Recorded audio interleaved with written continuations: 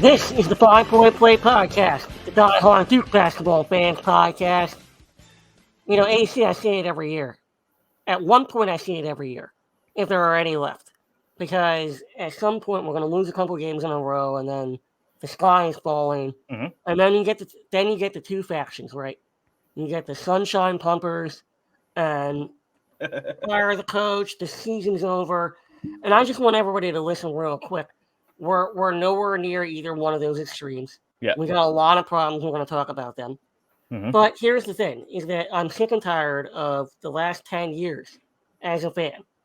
AC, you and I met on a message board, Duke message board, where we're talking Duke hoops. And you got a lot of diehard fans in there. And that's kind of where we started. And Yeah. for the last 10 years, it is Duke peaks in November, in December, and then we crash in February, early March, and then we have an early flame out. Let's disregard the Elite Eight because we didn't get to the Final Four. It is Final Four or bust. It's title or bust. That's what sports has become. Sports is a roller coaster ride. We all know that, but that's what it has become in 2023. And it's been like that for the last 5 to 10 years anyway. At least. You know what I mean? So here's what I want everybody to know, is that if you are in the camp of this team's done, if Shire needs to be fired, if he doesn't have what it takes, then that's it for you, you're out. If you're on the other side, everything's great, then you should listen to this podcast, and we're not going to make you real happy. We're going to tell you exactly how it is. We're going to break it down X's and O's. We're going to break it down for every single player this year. We're going to break it down for what John needs to do, not only from the X's and O's, but we're going to get it down to what he needs to do to get this team back, because you all saw the Trilly tweet. We don't have to pretend it didn't exist. The Trilly tweet where he talked about that there are internal factions within the Duke program. We all know that that may be the case. I'm sure it didn't come from nowhere. He probably has some sort of source. I haven't heard that, but, I watch how they play on the court, and I see that there's clearly some shit going on. But I also realize that it's December 6th, and we got a lot of shit, that we can fix, and we got a lot of talent on this team. So if you're with us, stay with us. If you're not, get out. That's fine. But AC, real quick, it was just you and me the other night in terms of the Georgia Tech preview, going down to Arkansas, talk about that loss. So I'll give you the first crack at this thing. Let's talk about the Georgia Tech game real quick. Let's talk about what went wrong. And obviously we'll talk about Tyrese Proctor and his injury. And we'll get into rotations and the roles and what's going to change now that he's out for probably at minimum 4 weeks, probably closer to 8. Might be falling somewhere in the middle, but I'll give you the first kind of crack at, what happened there at Georgia Tech. It was a little bit surprising from the standpoint that we didn't win the game, but the game almost kind of went the way we predicted it. I mean, it did and didn't, right? We were wrong. I mean, I said that we won by double digits for sure, but I mean, like what went wrong? Everything went wrong. Injuries, technical fouls into the game, bad coaching, bad play, bad this, bad that. Actually, honestly, one of the few things we didn't do was turn the ball over, quite honestly. Yes. And we scored a bunch of points off turnovers. That was awesome. Like some positives to look at there, but outside of that, like we allowed a team that we knew, like, the cliche of we're gonna go play this team and it's their Super Bowl, so they normally shoot 15% from three, and tonight they're gonna shoot 89% from three. The reason that came true is because we allowed D1 shooters to sit around and shoot. Like, that's the reason that came true. Like, it's not a Duke curse. It's not this and that. Like, we allowed them to settle into their game. So, and John said it after the game. He said we need to start better. All right, what does that look like? What does that mean? I mean, in the past, with some of Coach K's better teams, starting the game out strong meant you just went out and imposed your will. You went out and gave the ball to your best players early on offense. You let them score. On defense, you trapped them. You did all the things you need to do to shut down what they want to do, and you forced their hand on defense early from your side, and then that turned into either turnovers or rebounds or things for you to score on the other end. Like, those are the things we aren't doing this year, and this is the reason why I said that I feel like John is overcoaching a little bit is because I feel like he's trying to play chess when he doesn't need to play chess. He could just play Mario Kart. You know what I mean? Like there's no need sometimes for him to kind of play piece here, piece there, and match what you're doing and see what you're doing to kind of let things happen. Like we can dictate. Like we have the talent to dictate. So I'd be interested to see if after his comments, after Tyrese goes down, you know, getting Caleb into the starting lineup and all that stuff, I'd be interested to see against Charlotte and against Hofstra if we take a more proactive approach early in the game and try to dictate a little bit more as opposed to let them take their shot and then we match it. Yeah, I think that's probably a great way to kind of transition there, because I thought at one point, Pablo, I want to jump in here with you, that I thought that there was a lot of times, and especially in the second half, where John's calling out plays and pointing to where players need to go, and players weren't playing naturally. They were looking over to the bench, you know, saying, what am I supposed to do now? And then the next thing you know, there's 10 seconds left on the shot clock, and you're running a pick and roll with Roach and Flip, and that was kind of the game plan. There were other times in that second half where, when we did get out in transition, when Caleb Foster did get out there and just kind of attacked on instinct, Mark Mitchell a couple times as well, I'd like to see more of that. But when you're watching that game, just talk about, kind of follow up from what AC said there. He's coaching too much, and the players are kind of reacting to that. Yeah, so I mean, just my take on it is I just think that, you know, kind of like what AC said. I mean, we got enough talent to let him hoop, and I think that's one of the things. And I don't want to bring K in here, but that's one of the things that he did is that, you know, he let his best players be the best players. And I think Jon Scheyer has done the same thing. But at times it's just, you know, instead of letting his guys go and, you know, trusting some of the guys, I do think that they kind of look back at him to, you know, to call every play and things like that. And I think that shit sucks.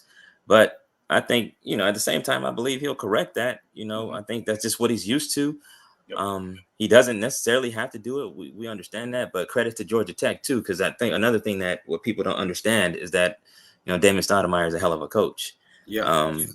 And what he did was, if anybody knows what they're looking at when they're watching basketball, is that he exploited mismatches, and that's an NBA style. You know what I'm saying? Damon Stoudemire is an NBA style coach, so he's going to exploit the mismatch. You know what I mean? And that's what he did pretty much all game. You know what I mean? And that's what killed Duke.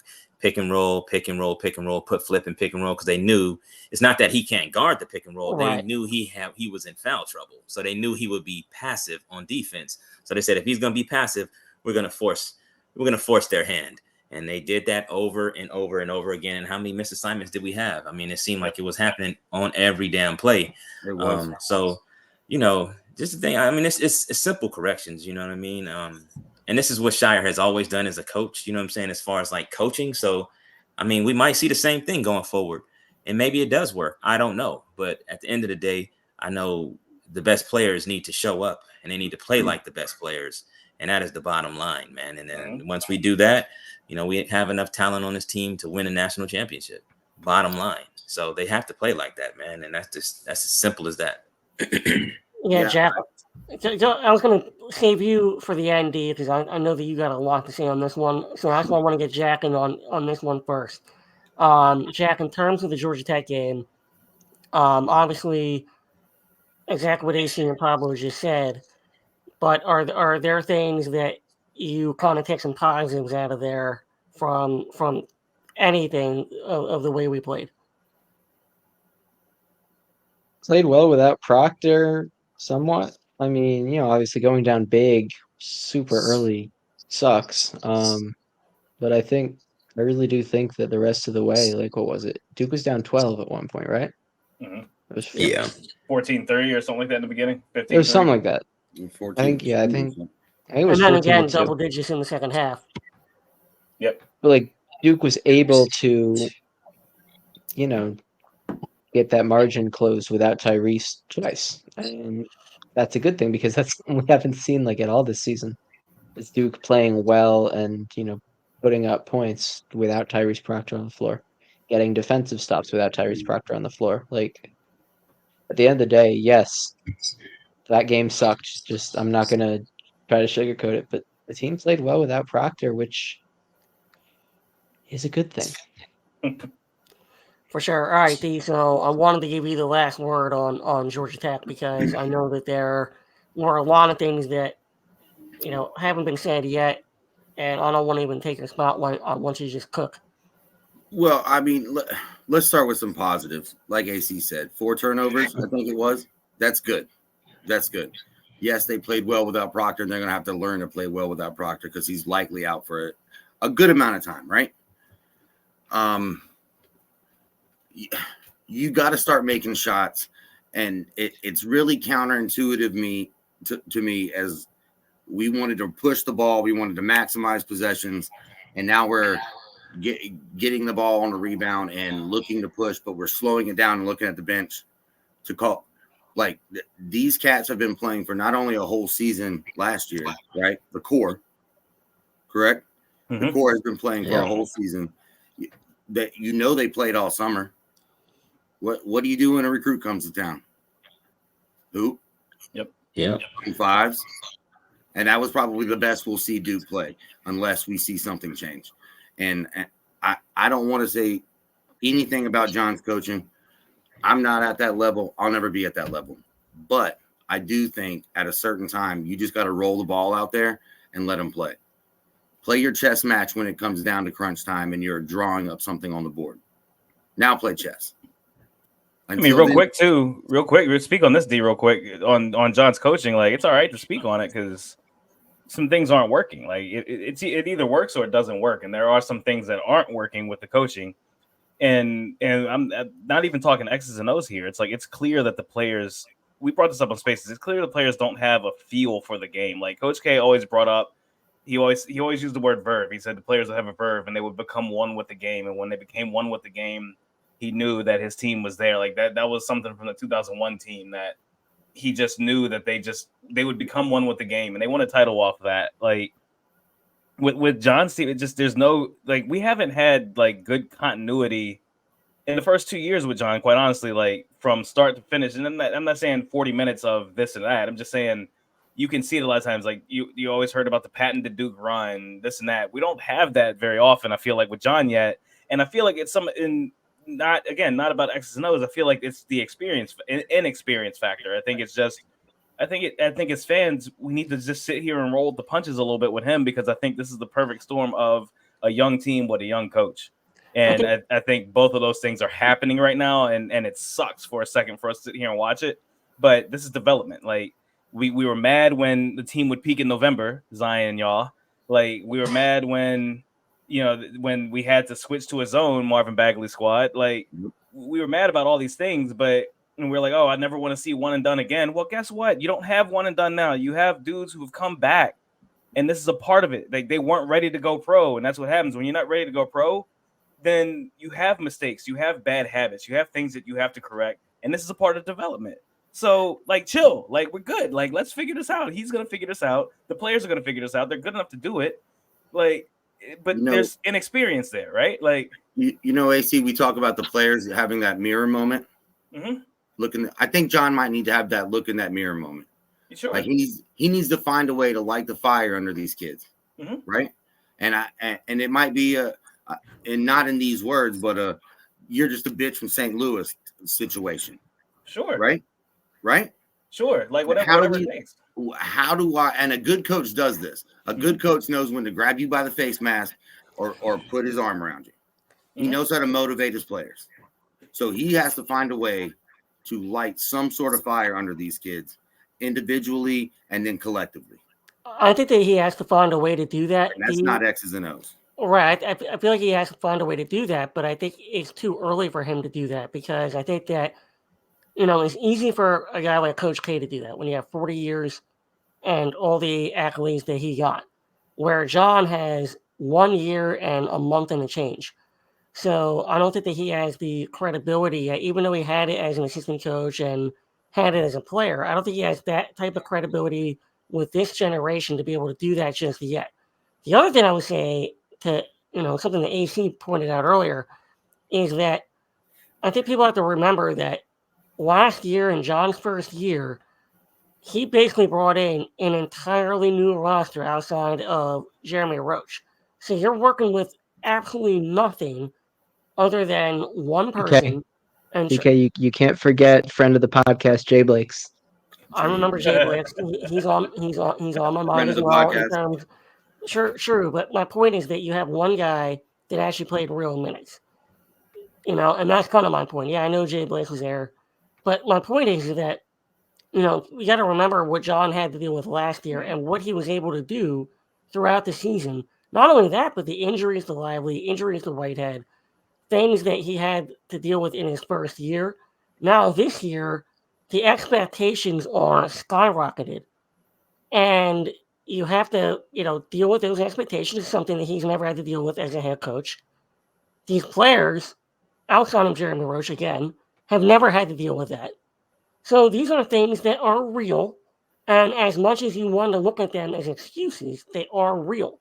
Mm-hmm. Now, on the other side of that, though, my point is, I think it has to come from within the locker room. I think it has to come from one of the players.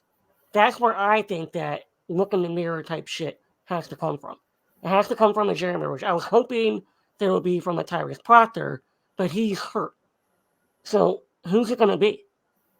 He can still hurt. His tooth ain't hurting. He can still talk. Yeah, but it's not like he's playing great either. So that's why I feel like it has to be a Roach or a Phil. DK, it's got to come from the 2-year captain.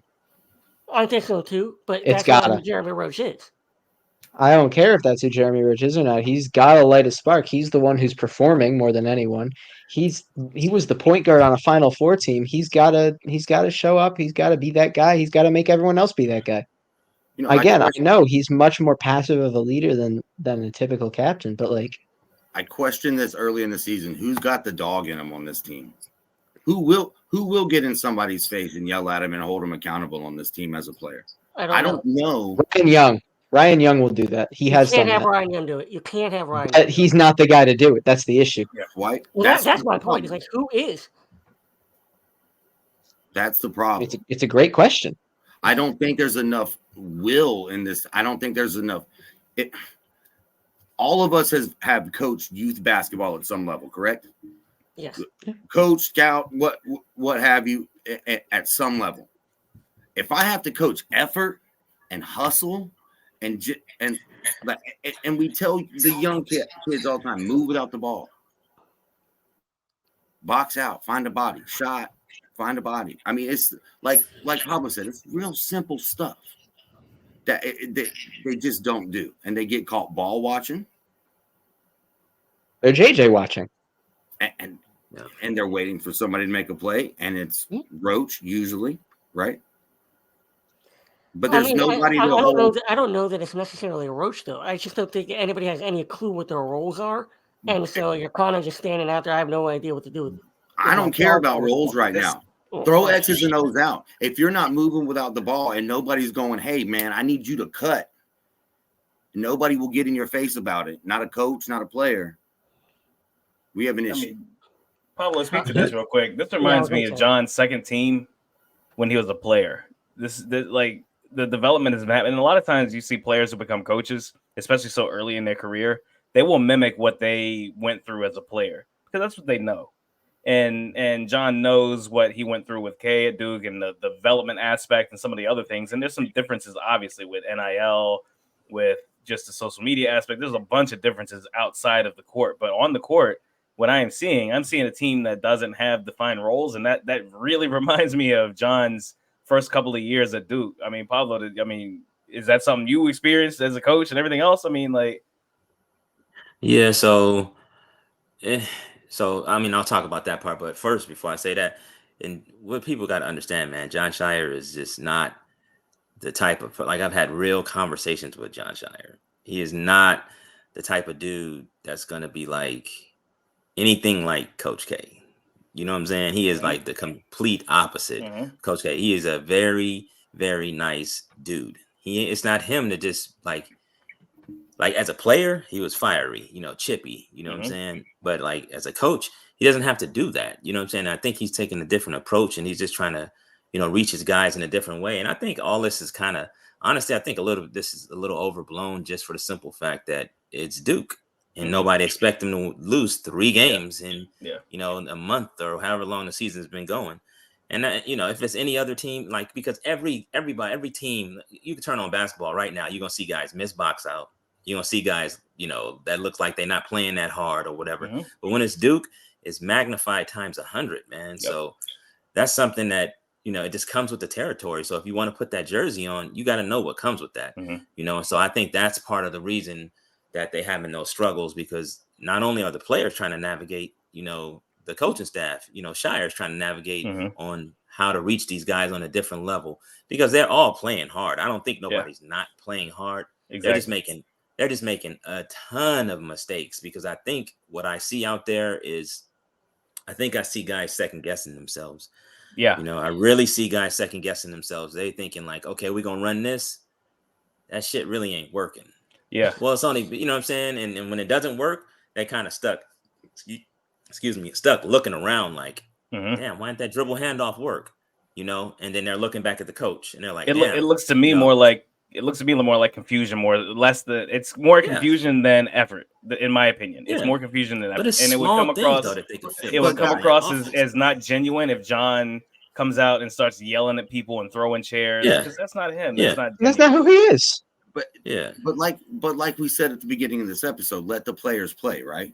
Let them play. Roll the ball. That's what I mean about confusion. So if us five went to a basketball court right now and ran fives, pick up, would we not move without the ball, or would we just let whoever brought it across? You know what I'm saying? Like, because you go back to your habits.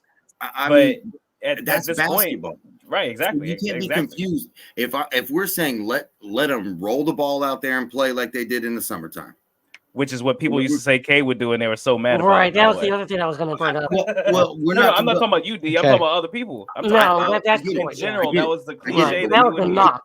But we can't keep talking about what K would do or wouldn't. Exactly. That's done. All right, this is John. So if we're talking about let these dudes play, that's basketball, man. Move without the ball. And when I say effort, I don't mean that they're not out here trying to win. That's not what I'm saying.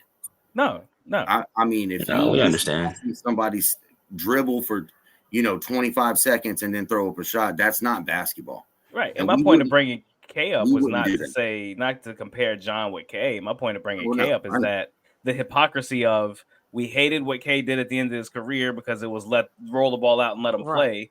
But now we're like, I wish we had what K had because he let him play and he let his talent do what his talent does. And you know what I mean? Like, it's just the hypocrisy of it. Like, this is development. This is development. It's the ultimate hindsight's 2020, and I'm just gonna forget every single thing I said the years prior. And you don't even have to look back to K. You can look back to last year, where people were dogging Whitehead, dogging Derek Lively, and now all of a sudden they were the greatest thing of all time, and that's the reason we're losing, because we don't have them. Yep. That's the kind of thing that we're talking about in terms of the fan base and a lot of the critiques. Yeah. So that's why I want to break it down. I like what Pablo had to say there in terms of, John is not K. He's not that type of dude. Nope. So let's kind of break it down a little further than Pablo and talk about, obviously, yes, movement, and it's not about X's and O's, but what can he do to kind of reel this team back in and get the buy-in back? Because if the rumors are true, let's just say that they are, right? That they're not among the team. Right? I was almost like, they're not. Well, right, but let's just say that they were, right? That there is division among the team. That is a faction between the older guys and the younger, whatever it is, whatever the bullshit is. What can John do as a coach to be like, okay, let's remind everybody of what our focus is coming into the year, because we knew we would face adversity at some point. This just happened a little bit earlier. So what can he do? Yeah. So what he could do is, he just challenge these guys individually. You know what I mean? Just challenge them. You know what I mean? And just remind them who they are and why they're at Duke. You know what I mean? Everybody doesn't get a scholarship to Duke. You know what I mean? This is the best of the best. There's like literally no other school that can compare basketball-wise, tradition, history, anything, with the exception of, lately Kentucky. But we're still above Kentucky, if you ask me. So just remind these guys, you know what I mean? This is something special. You know what I mean? They got a chance to do something special. So he got to challenge these guys, in his way of challenging guys. He's not going to say, hey, you're, soft ass kid from St. Louis. That's not him. He's just going to talk to him. He's going to tell him what it is. Hey, this is what I see. This is what I think you can be. This is what I think you should do. Take it or leave it. You know what I'm saying? But if you leave it, I got another guy that's going to come in. That's what I mean by he's got to find a way to, in hit whatever his way is. He has to find a way to motivate these kids. And it might not. Obviously, it's not going to be calling them out like K did to Jace. But that good coaches know how to motivate their kids. Yeah, but they do. But you have to understand as well, though, right? So, but my point is, he's learning on the fly. Like he's developing as a coach, just like these cats. That was going to be my point. My bad. That was going to be my point. So, like when I coached, it was easy for me. I have so much leadership time in the military. It translates. Right. Yeah. You know what I'm saying? Jon Scheyer went from player to assistant to coach. You know what I'm saying? So that don't always translate, man. It takes, he's got to find his niche. You know what I'm saying? And he's going to be all right, man. Like I trust him. I think he's doing a fantastic job, for what it's worth. And they're going to bounce back, bro. Like, I don't think losing 3 games is the end of the world. It's not. We got, 27 more to go? You know what I'm saying? 25 to go or some shit like that. We good. You know what I'm saying? And for people that want to question everything, if they don't want to, if they don't want to be a part of the Duke program and the fan base or whatever, just go to cheer for another team. It's cool. They don't need you. Them aside, I've said many a time, AC, you've heard me say this. It shouldn't be easy to win on the road in the ACC. Yeah, no facts. It shouldn't be. And if you watch Georgia Tech, you can't tell me that's not a good basketball team. That's a good basketball team. That's a damn good At the very least, it's a good coach. It's a good coach that has a good system that can make his players work. Georgia Tech got smoked yesterday. They got smoked yesterday by Georgia, who is not a good basketball team. I mean, but it's a D1 basketball team, a Power 5 basketball team. It's not like Georgia Tech is going to be a national championship contender. They're still a D1 squad. If you go to their house and let them do what they want to do, you're going to lose the game. That's bottom line. Like, you have to dictate. And to bring up something that Pablo brought up, because it was an analogy I was going to make. I'm a newly promoted, only within a couple of years promoted lieutenant in the fire department. I'm an officer in the fire department now. And one of the things you see a lot of times happen to people is they overstep when they're new. They overstep. They and I know you saw this in the military, Pablo. They want to be whatever the general is. That's what they want to be, and they overstep. And sometimes you just let your people cook. You let your people do what they do. And the place I'm at is we have a bunch of young go-getters and stuff. And all my job is to just organize them and make sure that they don't do something stupid that's going to get them killed. But they're so good at what they do, I also can't hold them back. Like, even though I'm new at what I'm doing, like, I'm not out here to flex my muscle, and pardon my expression, I'm not going to put my dick on the table. That's not what I'm here to do. I'm here to organize you. Pause. No pause, actually. I'm here to make sure that you don't die and you go home to your family and stuff. And it's the same thing with basketball, man. God damn y'all. Yeah. Come on, I mean, you absolutely. But I'm just saying, right, man. Like, at some point you let the dudes do what they do. At some point you let them do what they do, and that's part of experience, man. And it's so hard because John is under such a magnifying glass, but he has a cushion because he got signed. And you saw what he did at the end of that game. In order to win that game, he put Mark on the block. He put Flip out on the perimeter. He put TJ Power in the game. He did all these things that we say as fans we want to see. He did those things. It's not because of you. I promise you, it's not because of you, Twitter. It's because he's a good coach. And John Stewart needs more minutes. Right. He listens to me. He listened to me finally. John listened to me. And we're going to see that all over Twitter when we start winning games in January and February, by the way. Spoiler alert. But AC, I also don't think he drew up that play and said, "Now everybody stand still." No, you don't say everybody stand still, but you say drop the ball. Right. Yeah, and those things I think can be ironed out with time, and I think they will be ironed out with time. However, when the game was on the line, I feel like the players were in the right spots to win the game. Yeah. It's just that circumstances led to us not winning the game at the end of that game. But we shouldn't have been in that place in the first place. Like, to rely on 3 minutes at the end of a ball game on the road in the ACC, that's difficult. That's difficult for a young squad with your point guard out of the game. He gave the ball to the best one-on-one player on the team. He did. And he told him, go out there and make a play. It didn't happen, the way we wanted it to happen. Sure. And it is what it is. You know what I'm saying? But that's what any coach would do. They don't have time. They didn't have time to run no super fancy offense. It's like, hey, go get a bucket. Give him the ball. Go, Jeremy, go get a bucket. That's what it was. You know, he fucked it up. You know, it is what it is. But at the end of the day, you know, the thing I can say that, you know, that people might overlook as well is that if you don't think that Jon Scheyer is having these tough conversations with the GOAT, you're crazy. You know what I'm saying? If you don't think the GOAT is telling him, John, you need to scale back a little bit. Let these guys be who they are. You're crazy. You know what I'm saying? You're going to see a different team. And just like the little adjustments, even like at the end of the game, you know, they was leaving Mark Mitchell open the whole game. What did Mark Mitchell do at the end of the games? They would leave him open. He would go to the basket. He's like, fuck it. If you want me to shoot it, I'm not going to shoot it. I'm going to attack you. Yep. You know what I mean? Even though he shouldn't have got that goddamn tech. He fucked us. You know what I'm saying? But yeah, he did. It is what it is. It's in the past. That's just what he learned. Learn from it. Move on.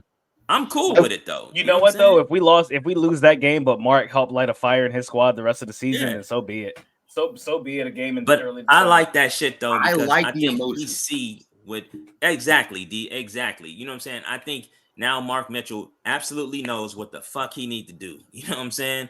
Yep. Get to the fucking rim. They're gonna sag off you. Fucking run the ball, all pause. Run the ball down their throat. Pause. And one of the biggest motivators is success. Success is one of the biggest motivators. If you're not a coach that can yell at everybody and talk about their mama and all the other stuff and throw a basketball at somebody's face, if you're not that guy, one of your biggest motivators is success. And if you can show your guys success, they will be motivated to do anything that you want them to do. I think we need to chill on the you have to scream at somebody to motivate them. No, D. You don't need to. D, don't lean into that part of my statement. Lean into the part of my statement of get them into successful positions. That's the part of my statement that's important. Mark Mitchell on the block dunking on cats' heads. Yeah. Kyle Filipowski running the pick and roll with Jeremy Roach. TJ Power shooting threes in good spots. That's the point of my statement. I'm not leaning into what we said before about all the other shit. Don't focus on that. Like, not you, D. I'm just talking about people in general. Don't focus on that. That's not what we're talking about. We're talking about the success aspect. I'm talking about the success part. I think I just want to quickly interject, if I may. Yeah. People worried about those 3 losses. First off, it's early as hell. I know it's December now. November turns into December, turns into January, turns into February, turns into March. But like, it's early. This team is very much still figuring themselves out. But here's the biggest thing: UConn went 3-6 over a 9-game stretch last January, and they won the national championship. It's one of the most dominant runs ever. Yep. Also, UConn looks great right now. I'll watch them flame out. Watch it. I would not be shocked. I promise it's going to happen. I would not be shocked. I promise. But you guys see my point there, right? Like, we're in a spot. We're in a spot where, Duke's struggling. Okay. Duke can struggle and still be one of the best teams in the country at the end of the day. I'm not worried yet. And even if Duke goes on a stretch like that, I'm not worried because when it comes down to it, they're going to show up. Yeah, eventually it's going to happen. And I think that this discussion has been great because it allows everybody to get a lot of things off their chest. But at the end of the day, what is going on behind the scenes in the locker room, I guarantee you Jon Scheyer is having a conversation with Coach K because he always does anyway. We already know that. And we also know that is going to help John. And we also know that John is smart enough. He's a great competitor. And he understands who his teams are. And he's recruited each and every one of these players. It's not like he's on holdover from K outside of Jeremy Roach and friend of the podcast. But to be fair, like friend of the podcast was recruited specifically by Jon Scheyer. So those are real things, real relationships that he has. He knows what it takes to motivate these guys. And I'm fine with that. But we want to move on a little bit. And before we get into kind of rotations and roles, I want to jump in real quick, Jack, to you, to Tyrese Proctor, give us an update on where he is, and then we'll move on to, talking about rotations. Yeah, so Proctor has a sprained ankle. Scheyer confirmed that earlier today. Severity not necessarily known.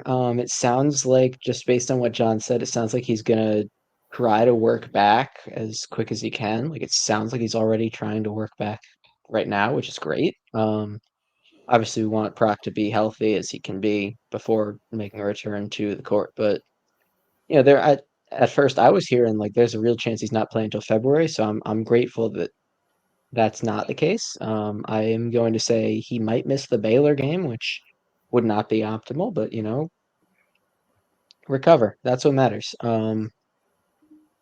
Yeah, I wouldn't be shocked if we didn't see him before the new year, but as of right now, it's not incredibly long term. It's not season ending, and that's what matters. Yeah, AC, you always are the one to look at the schedule and kind of predict these things. To me, it kind of looks like maybe that, Georgia Tech game, ironically enough, on the 13th of January, that might be a game that we could potentially see him back, if not earlier. Yeah, I mean it's an ankle sprain, right? So let's go both ways with it. Like, let's talk about if it's just a low ankle sprain. You're talking about through the end of the month into early January, so that that might be Notre Dame or Syracuse on the road. Like, one of the factors too is how much practice time do you have to get them back and acclimated and get them comfortable with the ankle and confident in the ankle. It's going to be hard after January starts because you got games on January 2nd, the 6th, the 9th, the 13th. Like, you only got 3 or 4 days in between. Then you got a week break from Georgia Tech to Pittsburgh. So that, low ankle sprain, you could see him coming back maybe in early January. But if Caleb Foster's playing well in his place, or somebody else, right? If Caleb doesn't play well, Jared's playing well. If somebody is playing well in his place, then you have the luxury of keeping him out a little bit longer. But it's going to be Caleb. Like, I'm not saying anything different. I'm just saying, like, if somebody's playing well in Tyrese's place, you can keep him out a little bit longer and let him get fully healthy. If it's a high ankle sprain, then that's the end of January. Like, you're not bringing him back before the end of January, especially because of the volume of games you're playing through that month. So I'm back right in time for the Carolina game. Right. So at the very least, he's back for that in early February. So either way, we've seen this in the past with Duke teams and things where a key player goes out, a star player goes out, and other guys become galvanized because they have to step up into that person's role. And it makes the team a better team because now you have somebody who before was just a role player who now has the mindset of a star, but is also back into their old role of being a role player. But you have a star as a role player. That's a good problem to have. So I think there's a silver lining at the end of this dirty rainbow that we got here with Tyrese Proctor's ankle injury. Yeah, I don't want to say that it's going to be a Kyrie Irving situation with Nolan Smith, but that was too long. I think it is. I know, but my point is, I think there is something to be said for when they're literally handing the keys over as a point guard to another player, which will be Caleb Foster. Mm-hmm. If he is out for, let's say he is out till mid-January, that might be okay. If he's out till early February, is that something to be concerned about? No. In terms of trying to reintegrate him. No, because he'll come back healthy. Because if you think about it real quick, I just want to run through this. Syracuse, Notre Dame, Pittsburgh, Georgia Tech, Pittsburgh again, Louisville, Clemson, Virginia Tech. That's 8 games in January. If he's out all January, including the 4 that we have the rest of this month, that's 12 games.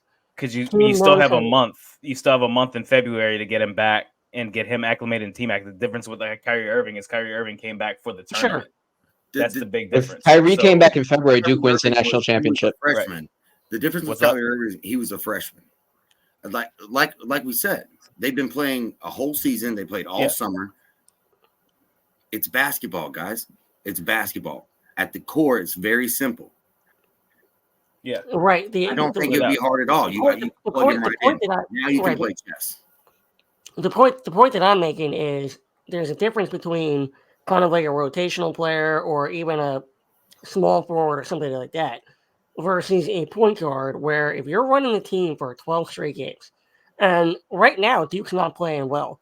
Right. All of a sudden, Caleb Foster has his team playing well and the engine's running well, and we go on a kind of a 10-11-1 run.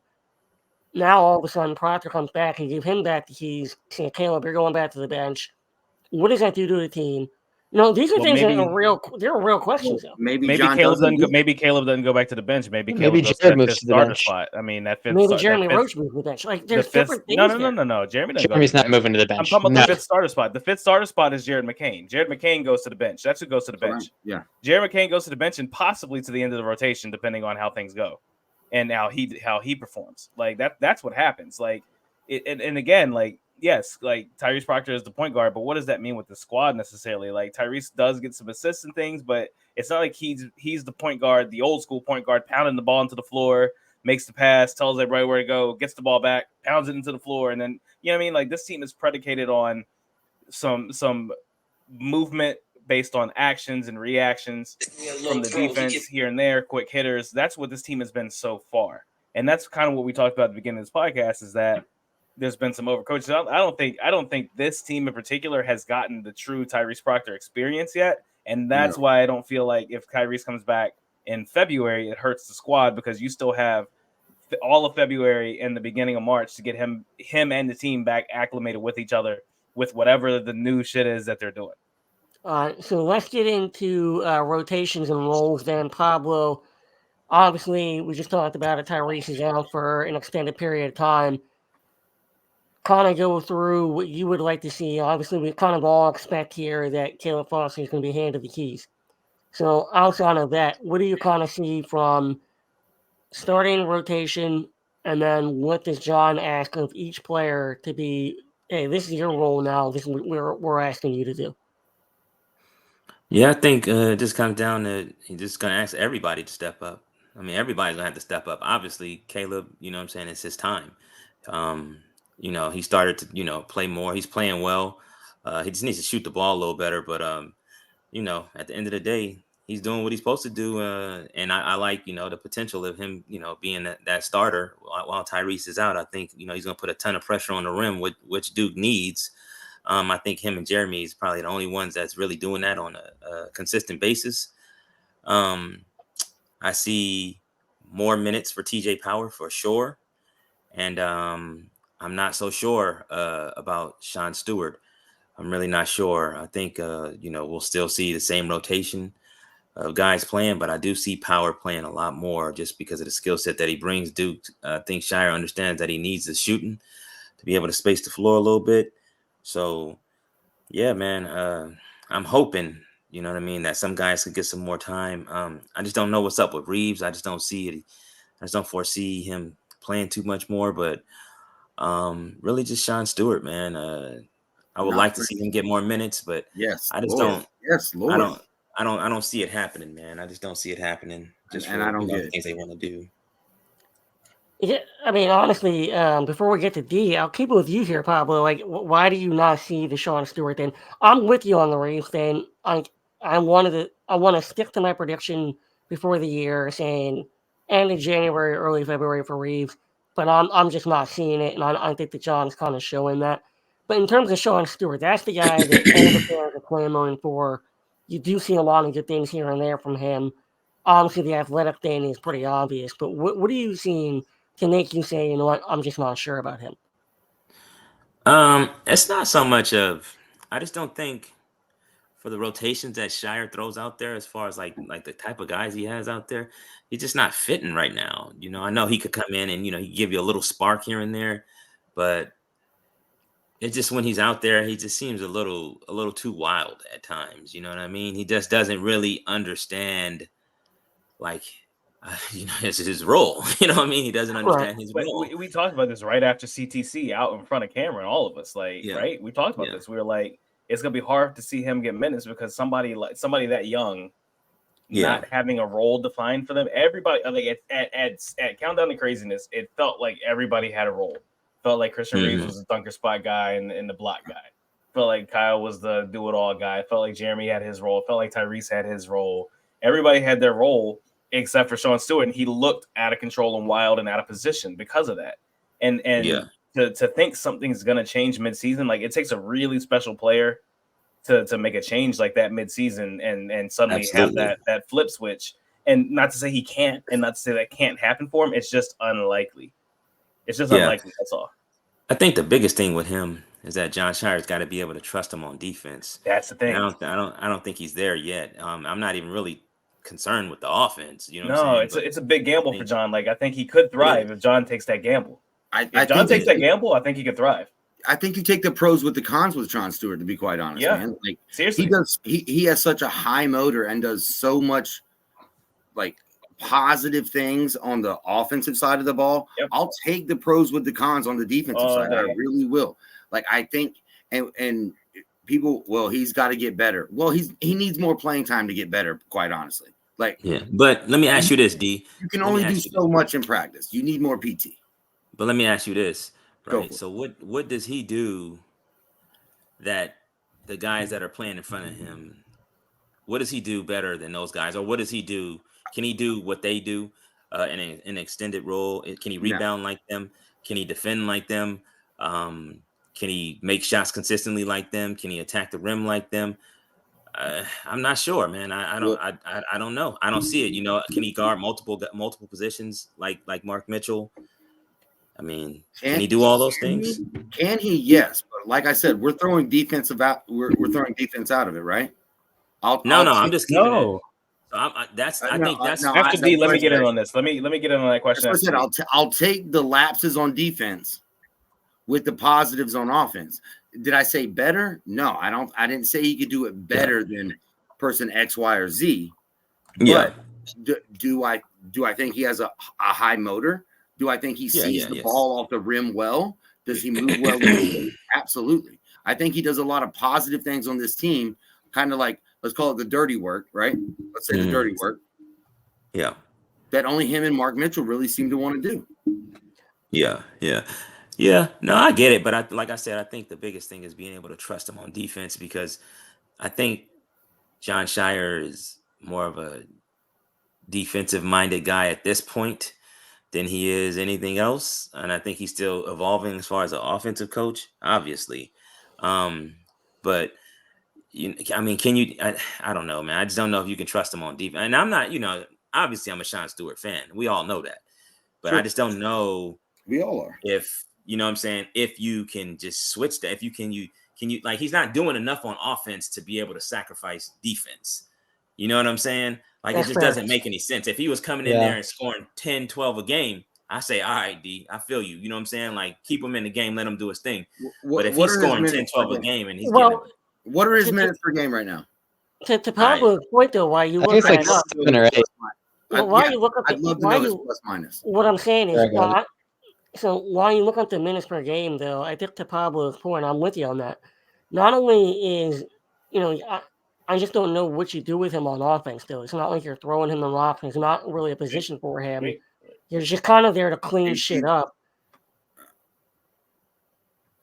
AC, you got something there? But I do. I actually do have something there. Yeah. You can feed him lobs. You can feed him that Coach K play that Jon still runs. What do you do with him with Mark Mitchell? That's on point. Is like no. Is it one or the other? Or are you playing both? I'm not saying play Sean. I'm not saying play Sean 30 minutes a game. I'm saying play him 10 minutes a game. 10 minutes of his athleticism and in key spots against pick and roll defense, because he's a good secondary defender. He's not a good primary defender in the block. He's one of those dudes that will come off and throw your shit into the stands from that secondary position. He's going to leave his man to do it. And so you put him on somebody who's not going to hit you with that 3-point shot, but you let him run in there and throw somebody's stuff into the stands off that pick and roll like we saw over and over and over again against Georgia Tech. That's where he can make a difference. Offensively, he can make a difference on the baseline out of bounds plays that Jon wants to run where he can catch the lob. Like, that's the old Gerald Henderson play, the old Mason Plumlee play. He can run that. You can give him those. You can give him those same lobs, right? Like, that's a possibility. I got you. And it's for small spurts. Again, small spurts. The athleticism sometimes is worth the leaving a man or whatever else that we're talking about here, because he does do that. Like, he does. He's out of position a lot of times. So why is TJ Power? His production value is crazy. No, let me hear you, Pablo. So why is TJ Power playing more than him?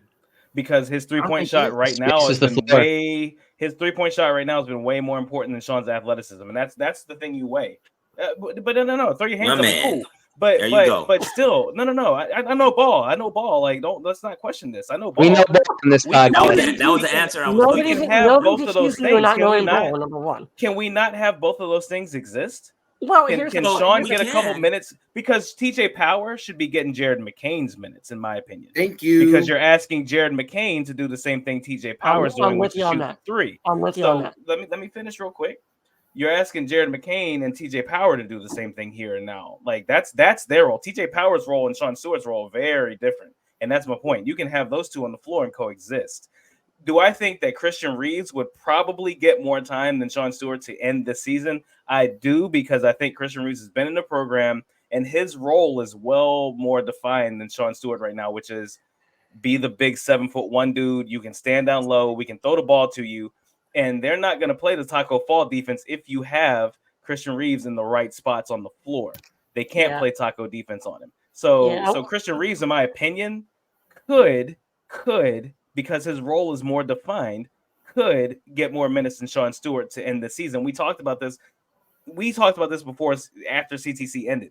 I was one who brought this up, which was Sean Stewart doesn't have a role. I don't think he's going to play a lot this year. I think guaranteeing minutes for Sean Stewart is going to be very aggressive.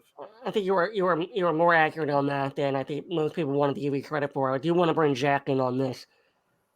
Just really quickly before you say anything, Stewart is plus 14 on the season as a whole. He's getting 8 minutes per game. He's plus 1.75 per game, and 11 of that 14 was one game. So in the other 7 games, he's plus 3. And where is that? In terms of the roster, where is that? I don't know, because I had to manually calculate that. The Proctor minutes. That's what I mean. Like his value per minutes is pretty good. I mean, I'll say this: plus minus can be good, but it's really it's incredibly contextually. Thank you. It's incredibly context dependent. It is. You're doing it. How well lineups you're on the floor with are doing. His stat line per minutes is crazy. Oh yeah, his actual per minute stats are insane. Am I wrong, AC? I think that here's the thing: is that if I could to kind of reel this back in just a minute here, I think that we're all kind of in the same ballpark that we think that Sean Stewart has a lot of valuable characteristics that he can help this team. Yeah. Right now, we're just not sure where exactly his role is, and I'm not even sure he knows what his role is. Now, I think that he can guard 1 through 5, yes, but we're not asking him to do that right now. Right. I don't think defensively we have enough continuity to know what that's going to look like. And then offensively, I'm just not even sure, because of lineups, AC, real quick, because of lineups, I'm not even sure, we know exactly what his offensive role is going to be, because, if it's playing with Mark Mitchell, I kind of would like to see that just to see what it looks like. That would look like something completely different if he's playing with TJ Power or Jared McCain. But I thought, actually, to be honest with you, I thought your best point in the whole little monologue there was that it's really TJ Power and Jared McCain. Those are really the two interchangeable pieces. And right now, the guy that's shooting better is TJ Powers, and he gets the minutes. But why is Jared McCain playing more than him? I don't know. John is he's stuck in what he started with on the season. This is the overcoaching part. This is where it could be that, but it could also be because he's a better defender. He understands his ceiling too. But TJ's showing some good defense, and quite honestly, you don't get points on defense, man. Like you got to score sometimes. You don't. TJ doesn't have the foot speed necessarily. The defense needs to be overhauled a little bit too. Like I said it before on Spaces. I think we see some more zone out of this team. Quite honestly, in order to maximize what you do on offense, I think we see some more zone, because this team on offense has not been maximized whatsoever. And to sacrifice maximum offense with this group for some defense that doesn't exist, because you don't have a rim protector like Derek Lively, because you don't have the rebounding aspect that we are missing clearly on this team. Stewart and Mitchell. You need to make sure that your offense is the thing that is humming, and the defense will catch up, because overall, no matter what happens, defense wins championships and every other thing, all that other shit. Offense wins championships. If you are a good offensive team and you're an efficient offensive team, you will win a title if the other stuff catches up with what you're doing. Like, you need to make sure that your offense is really good. You also do not miss 12 free throws. with good offensive players, our offense has not been very good. You can't miss 12 free throws and then 10 free throws and then expect to win games. No, that's difficult, right? But like the Georgia Tech game, as an example, we missed a bunch of free throws, but we also got a bunch of second chance points off that free throw. So I'll take, if we can get the rebound off the free throw, I'll take 2 points versus 1. However, that's a different. The free throw battle is a different battle. I'm not talking about that right now. I'm talking about making sure your offense is good, and our offense has not been good. It just hasn't. No. Mm-hmm. All right, so let's wrap this now. I tried to keep this thing to 45 minutes, and we're already at 55. That's how it goes. Look, when things aren't going well, that's what happens. You want to get a lot of things off your chest. You want to talk about all the issues that are going on. Pablo is ready for a vacation. I know that already. So let's wrap this one up.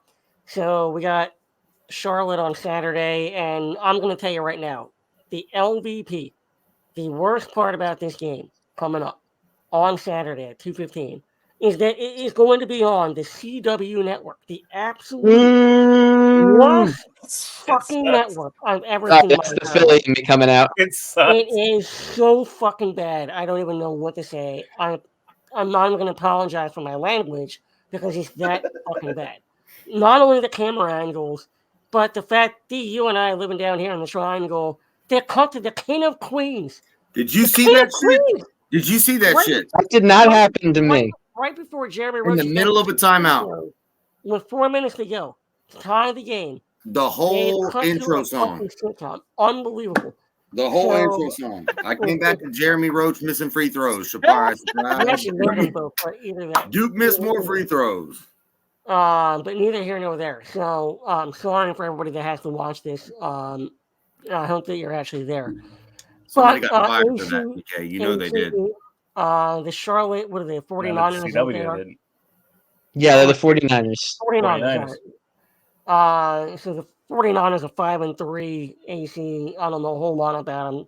Break it down in 30 seconds or less. The only thing you need to know about 49ers, they have a 6'10 guard named Igor Milicic who plays a little bit like Grant Nelson. So that'll be an interesting challenge. It'll be a challenge for Mark Mitchell. It'll be a challenge for the defense to see how they handle that. He plays an all-court game. So I'm just interested to see what they do with him. He's really good. Shoots a three well at 6'10". Like we're not gonna put Jared McCain on him. So like it's just a game where TJ Power starts. Like the most interesting thing about this game is coming off of that loss and coming off the press conference about changes needing to be made. What changes are actually made? That's the most interesting thing about this game. So he's the most interesting part of this game. On the other side, Milicic is. They have a good 6'1" guard that runs the point. He's a scoring point guard. So I mean. Let's see what our defense does without Tyrese Proctor, who's one of the best defenders in the NCAA. And let's see how John approaches not having his point guard and approaches these changes. So the changes that I expect to see are, defensively, do we do something different at zone? Do we play a little bit of zone? Do we do some different stuff there? Do we press more? Who runs point? Is it Jeremy who runs point? Is it Caleb Foster runs point? Do you gamble on a game against Charlotte? And that's what I want to see. Like, do you let Sean Stewart play a few more minutes? Do you put TJ Power in the starting lineup? Let's see some gambles. Let's see some new things, because clearly the stuff that you wanted to do in the first 8 games ain't working. So I think we see some changes. I think we see some positive changes, and I think you see good players take the onus upon themselves to do good things. So I think we win this game 82-67. All right, D, what do you got for a prediction? Yeah, I like what AC said, man. I'm just going to piggyback on it a little bit. I just want to see, basketball at its core is basketball, and I've said it a lot. And if you play team basketball, if you play for the dude beside you, like I said, I'm not saying they're not trying hard, but if you just play basketball, get out there and have fun and play basketball, right? Just go have fun, play basketball. And like you said, AC, I want to see some different lineups, man. This is the chance to work on it. You're without Proctor. Do we see McCain sit and you start somebody else? Or do you just put Foster in? Like that's a very good question. I'll be interested to see what happens. The target score for me is always 81-69. Nice. Nice. Jack. Appreciate you. Orange Jack, what do you got here? I think it's going to be a fun game. I think I'm going to enjoy my Saturday and hopefully Sunday a lot more than my last Saturday and Sunday. Yeah, it's tough for you. Amen. Go Birds. We got Dallas. We got this. More 49ers this week, Jag. I hate the term 49er now. Hopefully my team beats the 49ers this week. I'll say that. Yeah. I want my Saturday to be good. I want my Sunday to be good. But focusing on the Saturday, I think it's going to be good. I think that that big dude AC was talking about, I've looked into him a little. He's going to be a challenge. But you know what? He's a beast. He's a great player. I have a lot of respect for him. I think Duke still wins. I think Duke wins 81-63. All right, Pablo, what do you got? I got two things for y'all. All right. Just two things Duke need to do. I ain't making no prediction or nothing. Fucking win and go get Naquan Tomlin. I'm out. Let's go. You heard it here first. Before anybody else gets a chance to say, go get Naquan Tomlin. You know what I'm saying? It's too late. We already got people. The buzz is up on Twitter. Pablo said it first. Pablo started it though. Pablo did say it first. It's on. You want to elaborate that for the people at home that aren't on our group text? So, I don't know why he got released from his team or whatever. I mean, I heard a rumor, but I ain't gonna say why here because I don't know if right? That was the original suspension. That's what I heard. Something like a bar fight, and I guess they're, suspending him or whatever, and then I guess he, getting kicked out of school or whatever. Yep. But at the end of the day, like the kid is a 6'10", 6'11", basically a guard. You know what I'm saying? Yep. He didn't start playing basketball until very late. Harlem, New York kid from the hometown, from the block. So, like, that's what Duke need. You know what I'm saying? They need Durham, bro. You can fight down here all day. Community college, Chipola in Florida. Like, real talk. Like, I honestly, like, they need to be hitting him up, like, now. like right now. Yep. Like, ASAP. Like, they should have hit him up yesterday. You know what I'm saying? So, I mean, do you know how much that kid could help Duke? I mean, like, it would take a lot of pressure off Flip. I mean, some people's minutes won't be there. Like, a lot of these guys won't be playing, but you know what I mean? That's the piece that we need. I'm not saying like he's like the answer, but he's the answer, if you know what I'm saying. Would he be able to play this year if he? I was just going to ask that. Yeah, they said he'll be graduating in January. Oh, so he's immediately eligible? Yeah, he's a grad transfer. He is immediately eligible as soon as he matriculates. Yep. Go get that's what I'm saying. That shit makes sense. Jump off the podcast, get on the horn, see what you can do. Yeah, all right. Go get that brother ASAP. If he can play in January, get him now. All right. Yep. So I'm going to say 85-65, but I want to move real quick to Hofstra. We got that on Tuesday night, 7 p.m. Speedy. ESPN 2. I don't know shit about Hofstra. Speedy Claxton. It's just legend, Speedy Claxton. Bro, they got a good team. They do. They play fast, bro. They play just like Speedy played in college. Bunch of guards. They got two centers that they roll in with the guards. Every now and again, they throw a 5-guard lineup out there because they got a couple 6'6", 6'7" guards that they roll out on the floor. They're a good team, and they're in the CAA. There's a chance that they could make a run in the CAA and get into the tournament with this squad and be a noisemaker early in March Madness. I don't think that they win the CAA. It's going to be tough because that conference is actually really good this year, but they have a shot. They have a really good shot at it. I want to say they made it to like the semifinal last year in the CAA or something like that in the tournament. They bring a lot of those guys back. They lost to Delaware, right? Yeah, and they brought in a transfer or two, so they're a legit squad. And Speedy is a good coach, man. Like he knows what he knows, and he just coaches that way. Like that's it. Like he coaches fast, and they play guards. Like it's going to be a good challenge for our defense without Tyrese. So what's the prediction? Man, that one's gonna be a closer game. I think, especially coming off Charlotte and with Baylor on the horizon. Give me 75-65, and I think we'll be down in that game a little bit early. Yeah, Jack, go ahead. So I'm looking at their numbers because much like UTK, I really do not know a damn thing about Hofstra this year. Big and ball. They got Tyler Thomas, Darlin Stone, Dubar. Between the two of them are putting up 44.1 points per game. So, that's a 6'3" guard and a 6'8". I mean, he's listed at guard. I assume he plays on the wing. Between the two of them, you shut that down with whoever. I don't know, Jared could probably match up decently with with the 6'3" guard, who's putting up 25. Not to say he'll completely shut him down, but hold him to like 16. That's great. Let me be confident, man. I think if you put Jared on that kid early, that's why we will be down. Like if John does that, that's why we'll be down. Jared can play defense. In my opinion, Jared's tough. In my opinion, if you put Jared, all right, fine. Put Caleb on him, and you got the size advantage. I have been a Jared apologist from the start and through the summer, and I love Jared. And I think there's better days to come for Jared. I think right now, with the mindset that they're all in and everything else, fine. I would not put Caleb on Jared there. That's fine. That's actually a very good point. But even putting Caleb on him would work. Caleb's got the size. Maybe have Mark go up against that 6'8" kid, Dubar, and sitting pretty. I think like you said, AC, it's going to be a closer one. I think 78-67, and yeah, I think I don't know. I mean, Duke might struggle. I mean, they've been struggling out the gates, so they're probably going to be down at least in the first 4. But that 78-67. That's my guess. That shit has to change, and I hope it changes real quick. Thank you, TK. Like that's what I was gonna say. Like I don't want to see that. Like I don't want to be sitting. I don't either. Well, we know Duke's gonna struggle at it. No, fuck that.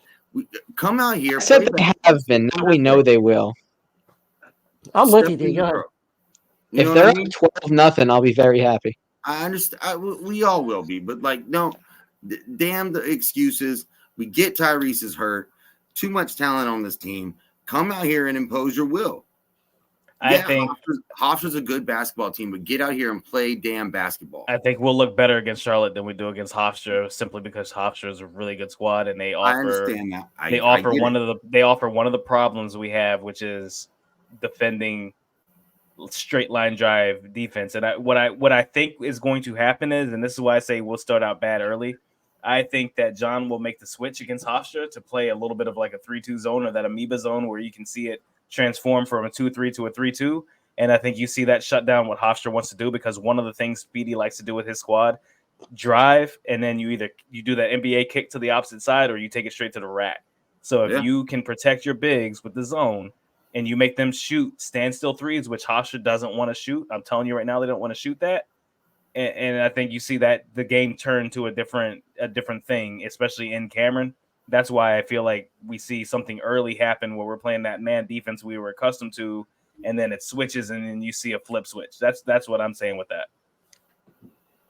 I want. May I really quickly just say again, they might play slower against Hofstra because Hofstra wants to play fast. You deny them that opportunity, maybe they play a little slower. It looks more like last year's Duke team than this year's Duke team. It's a possibility. I don't disagree. All right, Pablo, I'll give you the last word here. All right, man. So I ain't got no fucking prediction. I'm gonna tell you 2 things what Duke need to do. Win the fucking game and go get Naquan Tomlin. I'm out. Right. All right, so there it is. I'm with you on this one. I think that enough's enough. Put up or shut up. Shut the fuck up. You're gonna win the fucking game. When it comes down to it, when it comes to shove, who you gonna be? It's time to go out there and win the goddamn game, and do it early. Show who you are. There's one prediction that I've ever made in my life that I stand by more than any other prediction. It was a fucking horse race. I know nothing about horse race. It was the end of the Triple Crown, American Pharaoh, and I got a bet from my buddy, and he goes, $100. Either want American Pharaoh or you want the field. A dummy would be like, give me the field. I said, nah, I don't know shit about horse racing, but I know exactly when I see one. Give me American Pharaoh and let me watch him. I'll take the money. And it's time for Duke to be that. It's time to be the superior player, the superior athlete, and go fucking get it. Let's fucking go. Let's go Duke. Let's go Duke. Love it. Let's go Duke. Let's go Duke. Yes, Thanks, guys. Make sure you check us out on Twitter, 5 Point Play Podcast. Coach P. Kong, D the Duke fan. Jack's got that Duke.mbb. Check us out with that Patreon. Free. It is free. And we're bringing you all the good stuff. We're bringing you the Coach's Corner. We're bringing you the articles. We're bringing you the lives. Check us out, y'all. We're doing work. 5 Point Play podcast. Let's go, Duke. Go Duke. Go Duke.